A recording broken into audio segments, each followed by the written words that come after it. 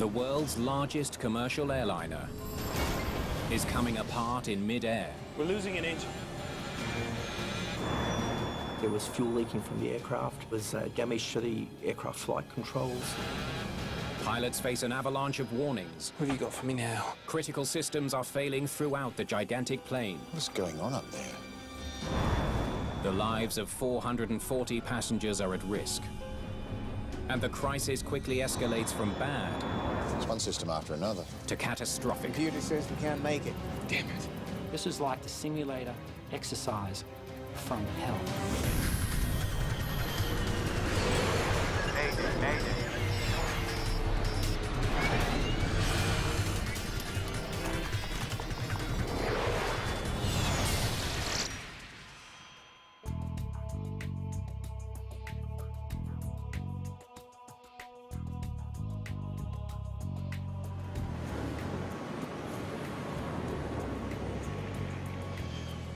Qantas Flight 32 is making a refueling stop in Singapore.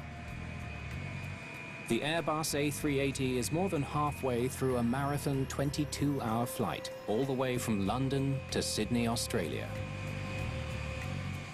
After 2 hours on the ground, the crew is nearly ready to get the plane back in the air. Very few pilots are trained to captain an A380. Former fighter pilot Richard de Crespigny is in that elite rank. Everyone ready for takeoff? The A380 is the latest generation of innovation, automation, and excellence. And it's the largest, most complex aircraft in the sky. The main duty on this flight for First Officer Matt Hicks is to monitor the vast number of electronic gauges and computer displays needed to fly this state-of-the-art plane. Everything's looking good here, Richard. All of us had flown together at some stage. It just makes it easier because there's no first day greetings or, personality uncertainties. Everyone knew each other pretty well. Mark Johnson is the second officer. Mark, any worries? All good back here. The three pilots will take turns flying the plane during the remaining 7 hours of the flight. The gigantic A380 is a true double-decker, the first jet ever built with 2 decks running the entire length of the plane. It dwarfs every other airliner in the sky, with enough space for as many as 525 passengers. I hadn't realized the enormity of how large a 380 was. The cabin, the inside of the A380, just everything seemed bigger, but more rows and upstairs. On today's flight, Captain de Crespigny's performance is being evaluated. It's a yearly requirement for every Qantas pilot.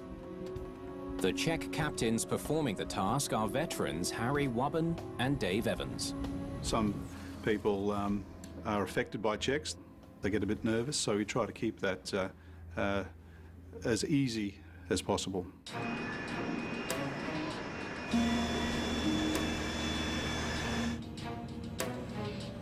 Okay, so everyone's happy. Richard, obviously just being checked, he's a bit, tentative, taxing out. So when he asked if everyone happy, I said, yeah, I'm happy. Just don't crash. Qantas 32 cleared for takeoff, runway 20 center. Qantas 32 cleared for takeoff. Okay, we're on the roll.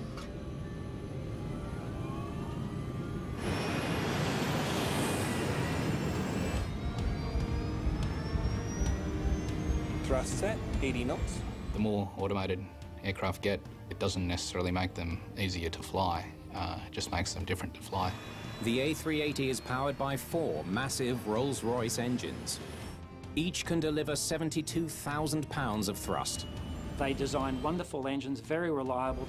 V1, rotate.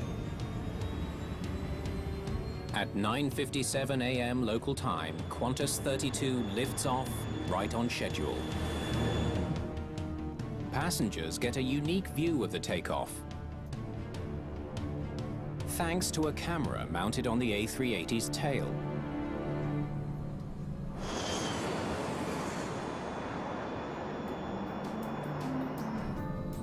The atmosphere in the cabin was perfectly casual. We were chatting away the whole time since we were seated. There are 250,000 sensors monitoring every flight function on the aircraft. Autopilot. On. This is by far the most automated passenger jet in the skies. Climb out checklist, please. Auto thrust is set, and ECAM is clear. The ECAM, or Electronic Centralized Aircraft Monitor, keeps watch over the myriad of onboard systems and alerts the crew to even the slightest malfunction. It's 10:01 a.m. The pilots are just 4 minutes into the flight.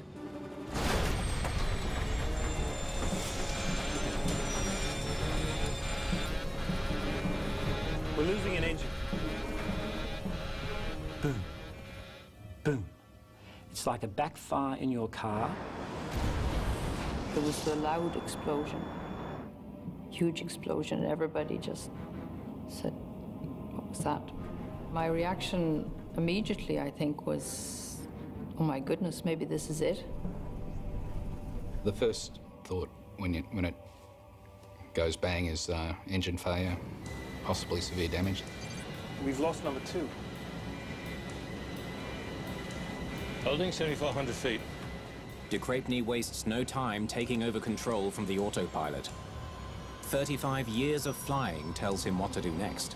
I press the altitude hold button, which will cause the nose to lower and the aircraft level. Matt, ECAM actions. On it. The captain assigns Hicks to decipher the ECAM data. He needs to evaluate every message and figure out how best to react to each one. We had to work our way through it and build up a picture of what was going on with the aeroplane.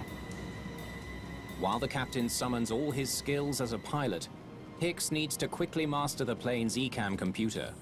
He's facing a barrage of error messages from seemingly unrelated systems throughout the plane. You can't really tell how many messages you've got pending. You know there's more coming because the screen will give you an arrow at the bottom indicating that there is another message. It became very confusing initially as to why we were seeing so many of them. Captain de Crepigny needs room to maneuver. Pan, minus 32, engine failure, maintaining 7,400 and current heading. Qantas 32, copied. Please let us know how to assist. I declared a pan call, and what that does is tell everyone who's listening, we have a problem, tells air traffic control, clear the airspace, and to not annoy us with transmissions. Let us solve the problem. But the ECAM warnings just keep coming. Number 2's overheating. Their damaged engine is dangerously hot. This state-of-the-art plane is now in very real danger of becoming a fireball. But we couldn't actually see the engine itself because it was under the wing. Oh my God! But we could see the stream of the fuel coming out. The wings of an A380 are filled with tons of highly flammable jet fuel. We were all just wondering what was going to happen next. The crew wants to cut the flow of fuel before the damaged engine catches fire. Number 2 master switch to off. Confirmed. But it's too late. An alarm warns the crew the engine is on fire. An in-flight fire is one of the most dangerous and unpredictable emergencies any crew can face. It's nearly always disastrous. July the 11th, 1991. Smoke begins seeping into the cabin of a DC-8 moments after takeoff from Jeddah, Saudi Arabia. As the pilots try to land, flames sweep through the entire cabin and consume the plane, killing all 261 people on board.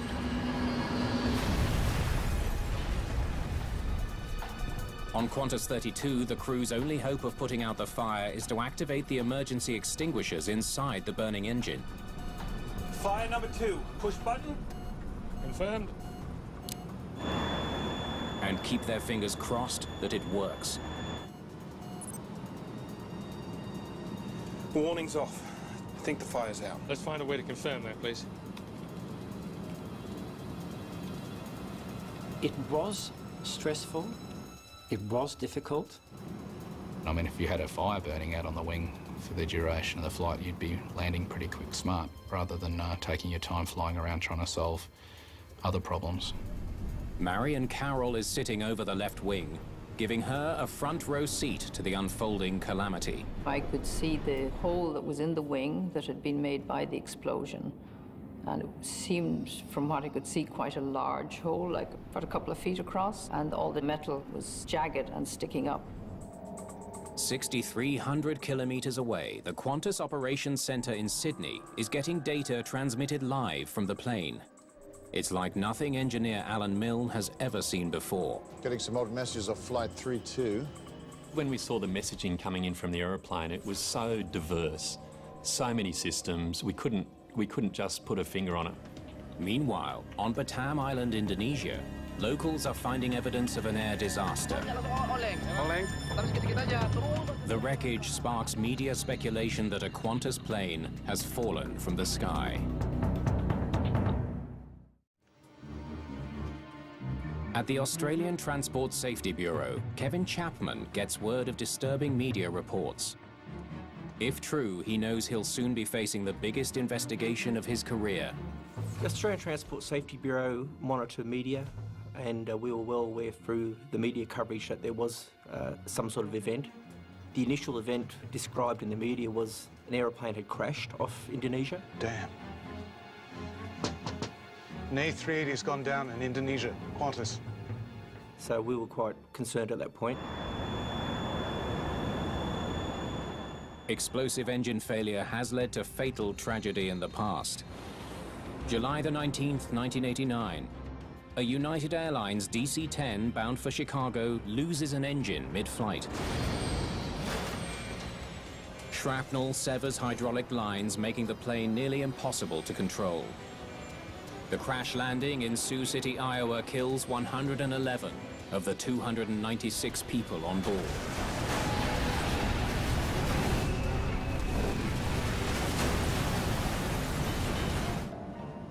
Back aboard the A380, First Officer Matt Hicks has begun working his way through a growing avalanche of computerized warnings. The crew must correctly react to each and every message before moving on to the next.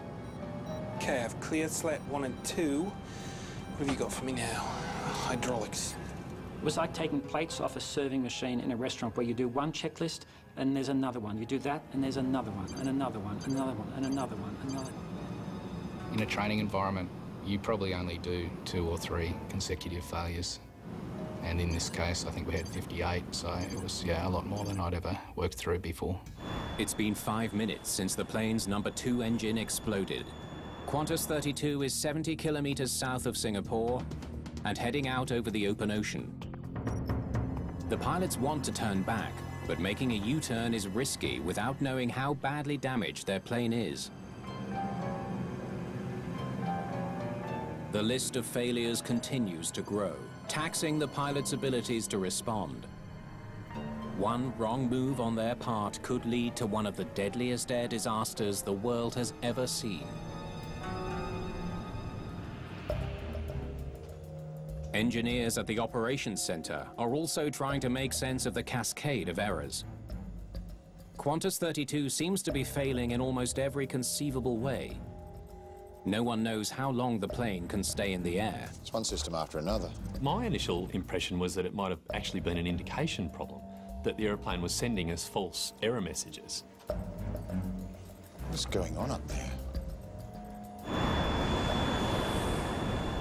Degraded pneumatics, hydraulics, electrics, power to the left wing shut down, flaps, slats, and ailerons are damaged but operable.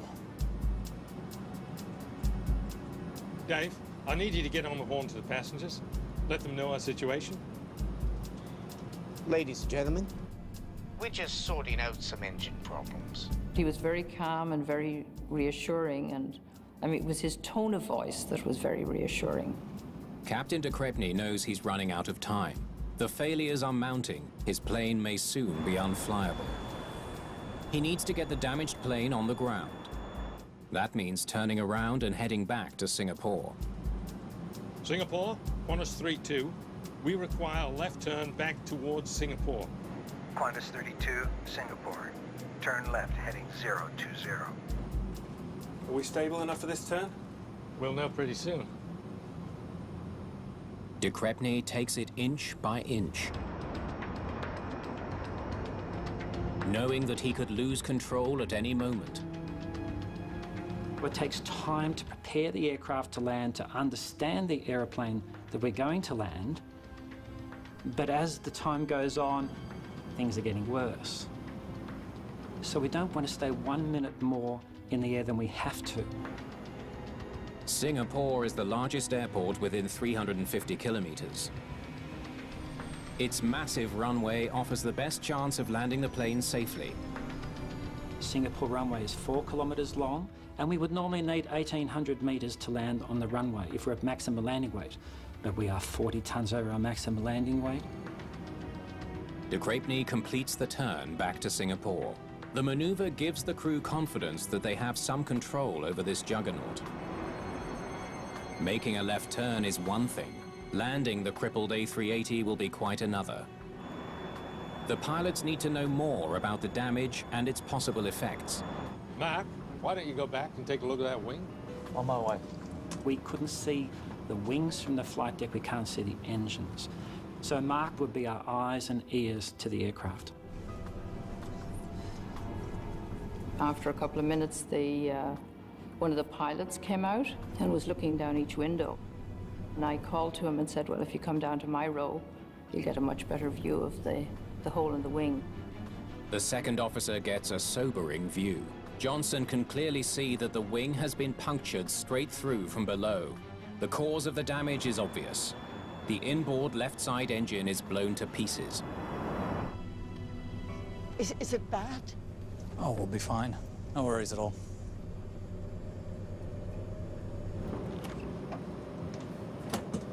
What can you tell me, Mark? Number 2's blown apart, cut holes through the wing, and we're leaking fuel. Good to know. It was invaluable to send someone back to physically eyeball the damage on the wing, and to have a pilot come back to you and say, hey, look, this is the situation, and especially someone you trust. That's as good as you having a look yourself. The news helps explain why so many systems are failing. Vital flight controls run through the wing.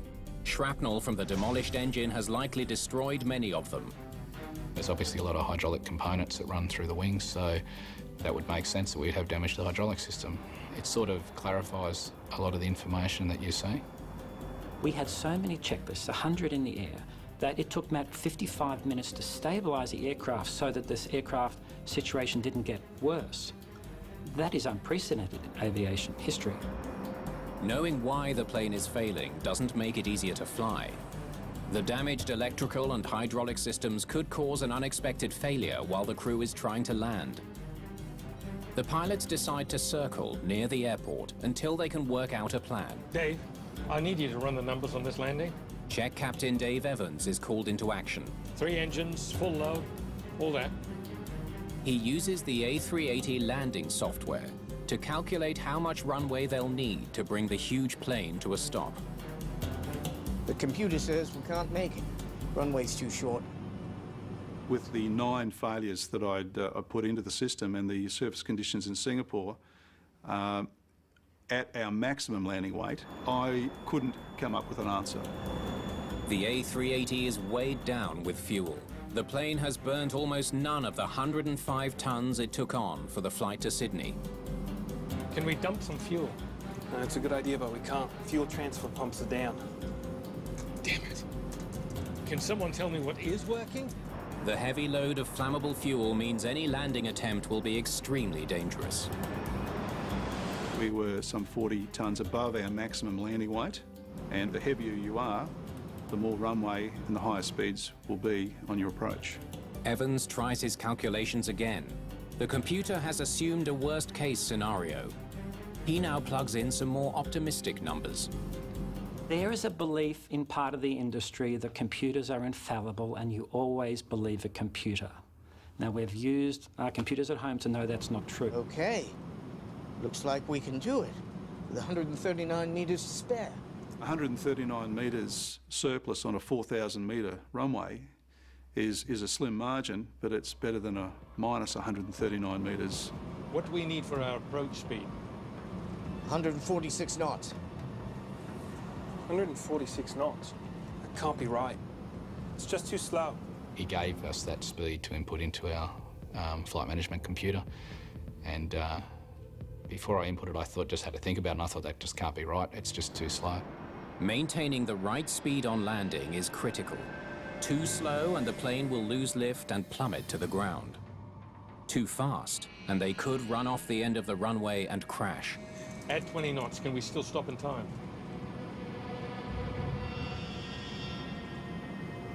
Good catch, Matt.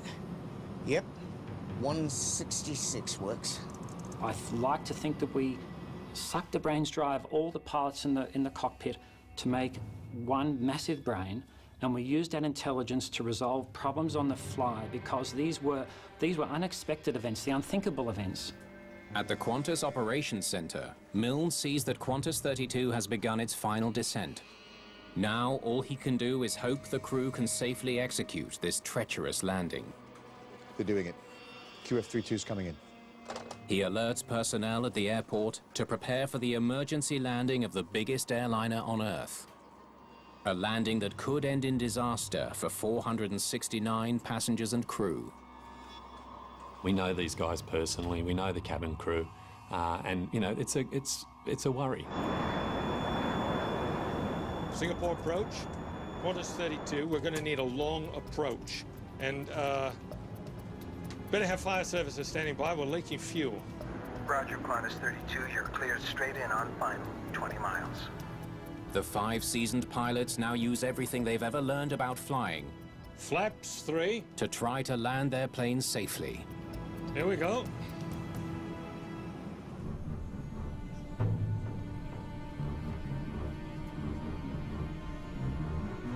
De Crepigny still doesn't know if his plane is capable of the precision needed for a landing. 4,500 feet. He decides to find out while there's still room for error. Okay, I'd like to do a control check. An aircraft where the aerodynamic ability is unknown. You have to prove the aircraft to be safe to fly before you land. And they are called control checks. Okay, let's see what you can do. Captain de Crepigny rolls the plane carefully left to simulate lining up with a runway. We had degraded roll control. We had lost 65% of our roll control. So I knew that we had to certify the aeroplane ourselves to fly before we landed. Okay. As he rolls the plane to the right, there's barely enough control to achieve the maneuver. He's quickly learning the limits of his damaged plane. If the few flight controls that we have remaining are working to their limit, then clearly we have very little margin for manoeuvring when we come into land. When we did those control checks, I thought it was a bit sluggish at the time, and I think Richard did as well. The crew knows they'll only get one shot at lining up with the middle of the runway. There can be no last-minute adjustments. Now the crew discovers a potentially catastrophic obstacle. Landing gear hydraulics are still offline. The automated system for lowering the landing gear is damaged. They can only release the gear and hope it falls hard enough to lock itself in place. Landing gear down. Confirmed. If the gear doesn't lock, the crew has no hope of landing safely.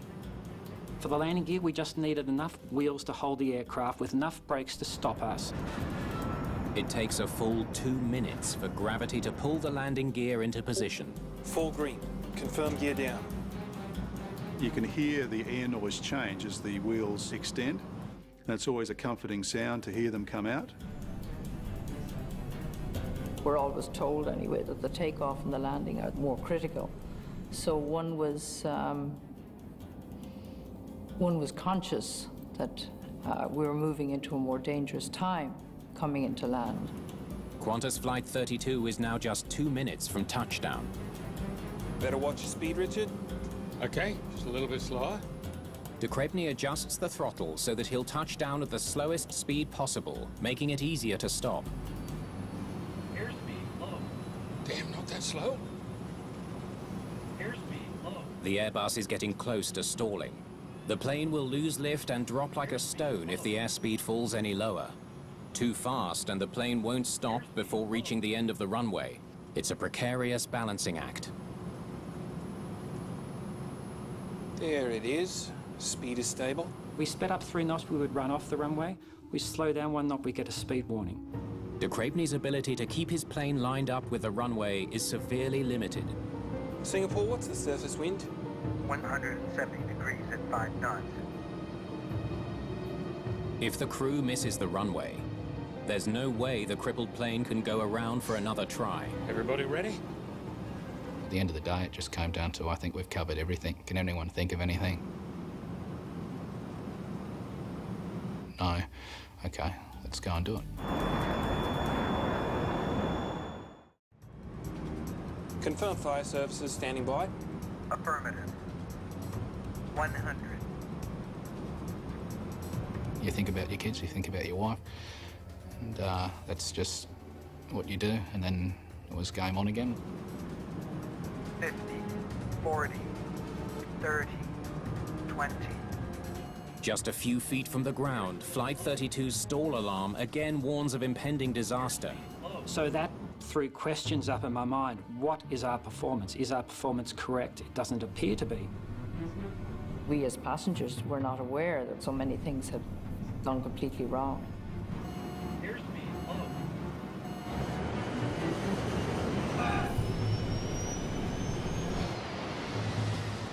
The plane is gobbling up 80 meters of runway every second.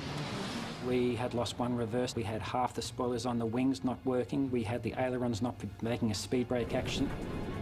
If they don't slow down quickly, they risk overshooting the runway and hitting terrain that could rupture the plane's heavily laden fuel tanks. We just weren't slowing down. Get into it. Matt yelled out, Get into it. Brakes. Brakes, Rich. Put on the brakes. Pump them, push them. Brakes. Full brakes, Rich. I think I prompted him to brake harder, and he said, My feet are flat to the floor. Keep it in, Rich. Hammer them.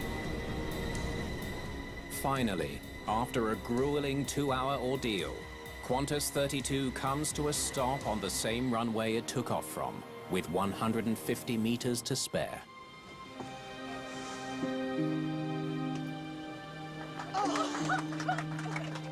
Hallelujah.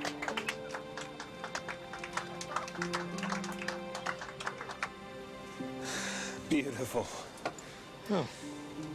Welcome to Singapore, guys. I'm truly proud of everyone in the aircraft that day, the technical crew, the pilots and the cabin crew. And I'm really proud of the decisions we made, the way we worked as a unified, cohesive team.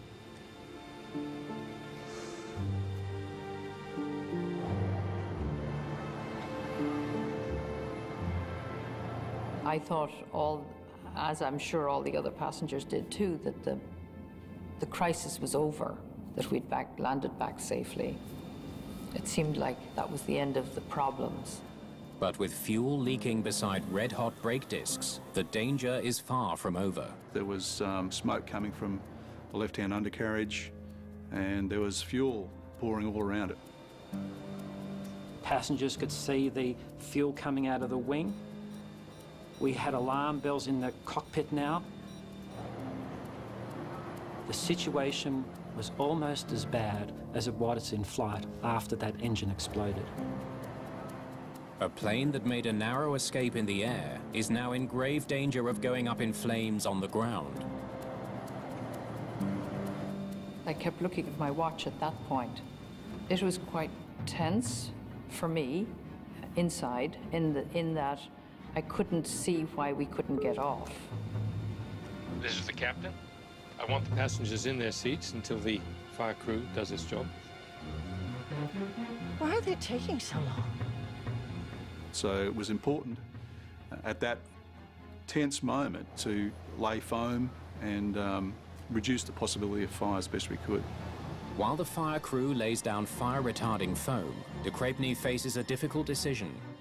Keep the passengers on board or evacuate the massive plane. And the only answer I can give to anyone saying why did or didn't we evacuate is, with someone in your home, are they safer in your home or are they safer somewhere else? The argument for getting them off British Air Tour's Flight 28 in 1985. A 737 abandons takeoff after an engine overheats and bursts into flames. The pilots brake and steer onto a taxiway. An evacuation gets underway in seconds. But the fuel-fed fire is filling the cabin with smoke. Firefighters respond quickly. For many on board, though, it's already too late. They've been overcome by toxic fumes. Of the 137 people on the plane, only 82 survive.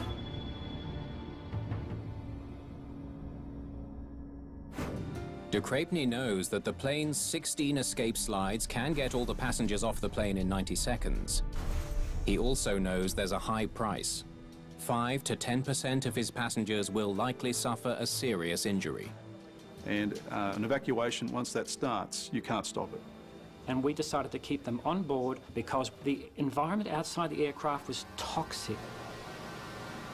For the time being, De Crepigny thinks his passengers are safer on the plane than on the fuel-soaked runway. Turning engine master switches to off. The crew begins the routine of shutting down their engines. Qantas 32, please shut down engine number 1. A radio call from the fire chief alerts them to yet another problem. We've shut them all down. Damn it, he's right. Number 1 is still running. Shut it down.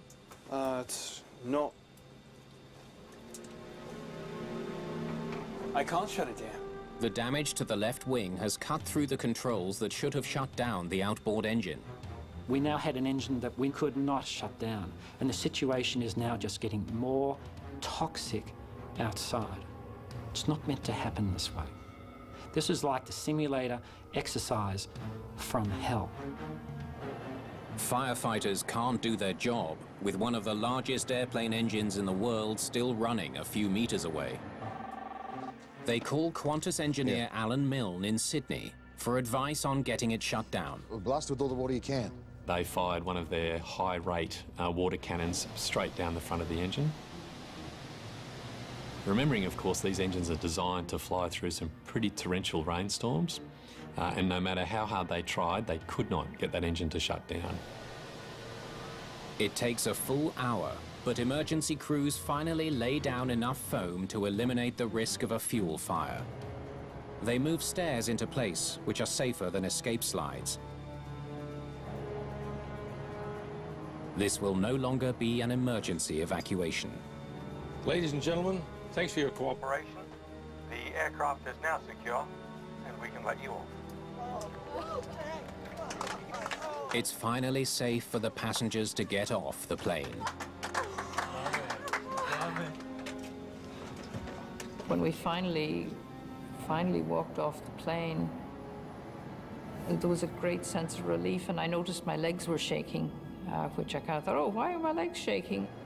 I guess maybe I must have been a bit more nervous than I was aware.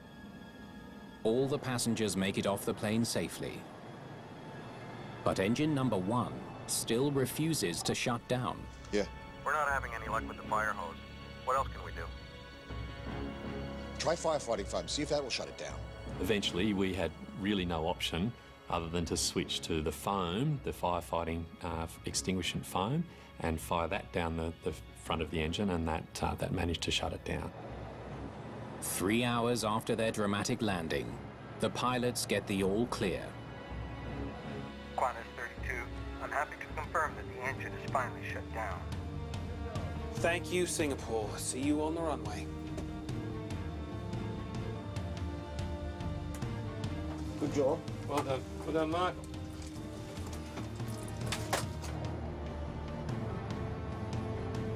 Minutes later, the flight crew gets its first look at the damage. I was shocked. I had never seen such extraordinary damage to an aeroplane before. Later that day, Qantas CEO Alan Joyce makes a stunning announcement. We would suspend those A380 services until we are completely confident that Qantas safety requirements have been met. It was our CEO himself that asked the question, can you assure me that we won't have this failure again on one of our aeroplanes? And we couldn't answer yes to that. The future of the entire Qantas fleet of A380s now depends on understanding what went wrong inside one single engine. There's really only a very select number of companies that produce the large engines, the large turbofan engines, and Rolls-Royce is up at the top. What a disaster. I've never seen anything like it. Simon Grummett is a materials engineer with the Australian Transport Safety Bureau. Everywhere you looked, there was shrapnel, debris, and holes in this thing. So it was quite significant, and that was the initial response. And from that point onwards, we knew that this was going to be a big investigation, particularly for the ATSB. Yes. The severity of the damage adds pressure to find answers. An uncontained engine failure is a pretty rare event, even for an investigator that's performing this line of work, to actually, this is the job, okay, this is the one that counts. The debris that fell to the ground includes a broken engine turbine disc.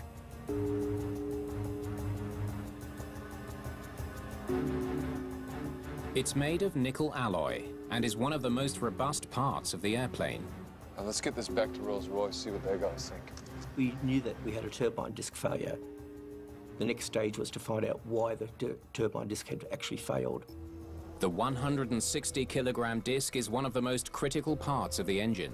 Its massive fan blades can reach the speed of sound as they move air through the engine for combustion. In the lab at Rolls-Royce, engineers compare the disc to its manufacturing records and notice something odd. The disc is larger than it should be. It tells investigators that it was spinning at an almost unbelievable speed. So fast that it actually began to stretch and grow wider. And it gets wider and wider and wider until the ultimate strength of the material is reached, and the disc will generally fly apart. It occurs with such violence that the fragments are released with an infinite energy. And what that means is that there will be nothing which can stop those engine pieces.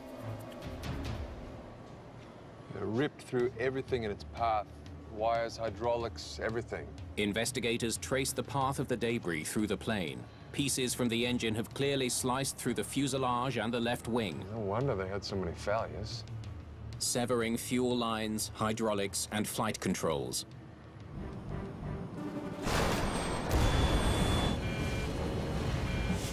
The damage explains why the pilots received so many error messages after the engine exploded. But it doesn't explain why the disc was spinning so fast in the first place. Investigators take the engine apart, searching for anything that could explain the catastrophic failure of the turbine disc. The disc had failed from overspeed, and that there was no contributing factors in regards to the manufacture or design of the disc itself. At that point, the focus went back onto the engine. They discover something disturbing. Oil fire. In a Rolls-Royce engine. The inside of the engine is burnt black and covered with soot and oil. The evidence tells Grummett that the fire was fueled by oil. The engine must have suffered an oil leak. Grummett examines the engine further, searching for the source of that leak. Kev! It's at that point that actually the IAC walked in to the disassembly area, and I called him over and I said, Kev, I think we got it.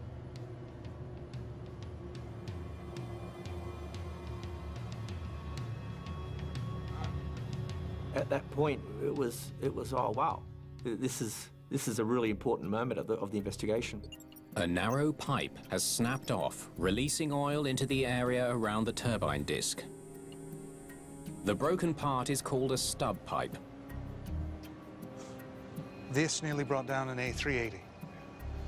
Jeez, man. Investigators believe that oil from the broken stub pipe ignited and burned at more than 1,000 degrees Celsius.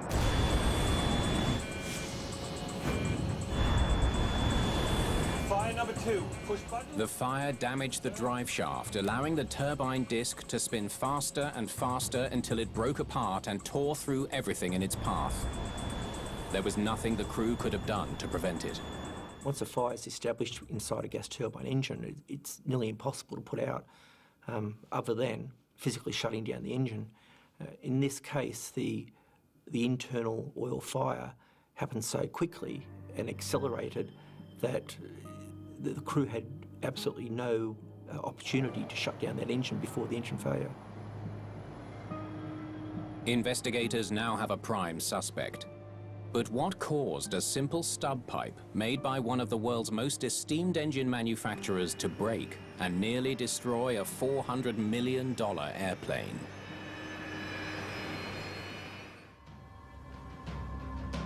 Investigators send what's left of the stub pipe to its manufacturer, Rolls-Royce, where a disturbing discovery is made.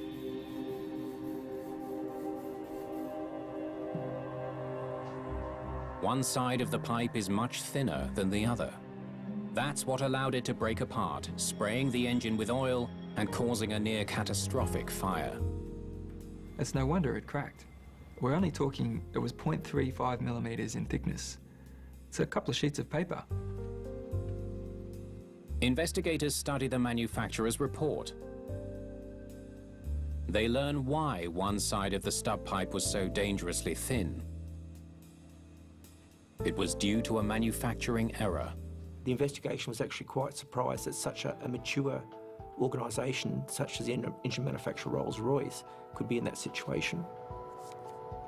The ATSB immediately takes steps to alert other airlines that their A380s are at risk.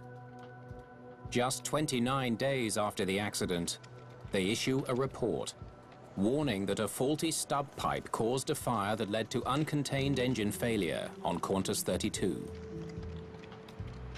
They advise airlines to inspect their fleets. The question that was put forward was, what are you going to do about this? ATSB Chief Martin Dolan soon has an answer from Rolls-Royce. And if the problem is detected in any of the engines, those engines will be taken out of service. There are 20 A380s with the same Rolls-Royce engine in service around the world. 34 engines are found to have suspect oil pipes. As a result of this investigation, all engines that had non-conforming oil feed pipes have been removed from service. Rolls-Royce have made significant changes to their quality management system. They introduced a software program which basically removes fuel from the engine in a similar event. Investigators conclude that Flight 32 ended safely because the well-trained crew responded quickly and effectively, even when aviation's most sophisticated technology failed them.